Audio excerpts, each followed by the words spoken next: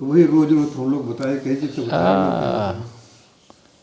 बच्चों, सबसे पहले तो मैं आप लोगों को नव वर्ष की हार्दिक शुभकामनाएं देता हूँ और अपने आराध्य श्री सद्गुरुदेव जी से भी प्रार्थना करूँगा कि आप लोगों को आध्यात्मिक जीवन, सांसारिक जीवन, दुनियावी जो भी है उसमें आप लोगों को सफल बनाएं। दूसरी बात बेटा, अभी जैसे भैया ने कहा ना कि बाहर लोगों को जाने के पढ़ने की बड़ी इच्छा होती है, और पता नहीं क्यों बच्चों की इच्छा होती है कि माँ बाप की इच्छा होती है ना। तो अभी हमारे छोटे भाई के लड़के वो गए थे, और एक और उनके LIC के बच्चे, वो भी दोनों लोग गए थे कोटा, और वहाँ से लोटा लेके लौट आए। कहने का मतलब बेटा ये है कि बाहर जाने का कोई विशेष वो नहीं है। आप जो चीज़ यहाँ पढ़ सकते हैं वो वहाँ जो पढ़ते हैं वहाँ से अच्छा यहाँ पढ़ सकते हैं, बशर्ते ये है कि माँ बाप भाई क्या चाहते हैं ये तो वही जानते लोग, है ना।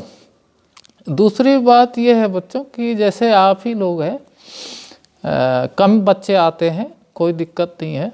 हमारे सद्गुरुदेव जी महाराज, एक बार ऐसे सत्संग चल रहा था, तो सद्गुरुदेव जी महाराज के गुरु महाराज के थे, तो एक सत्संगी खड़े हुए, उन्होंने कहा कि महाराज अगर आप एक काम कर लेते, ये जो आप दाढ़ी रखे हुए हैं और ये टोपी ये हटा के गेरुआ वस्त्र धारण कर लेते तो पता नहीं कितनी संख्या आप लोगों के पास हो जाती।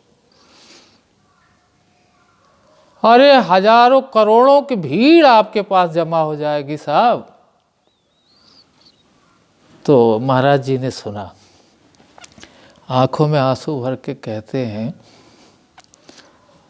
कि अगर ये सेवक केवल किसी एक व्यक्ति को भी परमात्मा से मिला सका तो मैं अपने आप को धन्य समझूंगा। तो बच्चों, ये जो सरता जी निस्वार्थ भाव से आप लोगों की सेवा में हैं, अगर एक भी बच्चा हमारा है, हम तो चाहेंगे कि सभी आगे बढ़ें और अच्छे बने।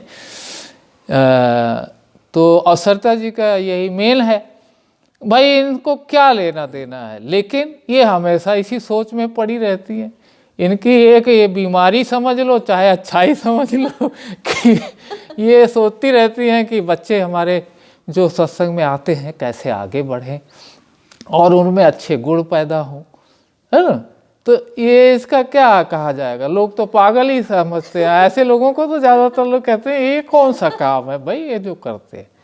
तो भगवान से यही प्रार्थना है कि भाई आप लोग सरता जी का जो ये निस्वार्थ निष्काम प्रेम है, आप लोग उसको सार्थक करिए और आगे बढ़ते रहिए। परमात्मा तू ही है, तेरी इच्छा।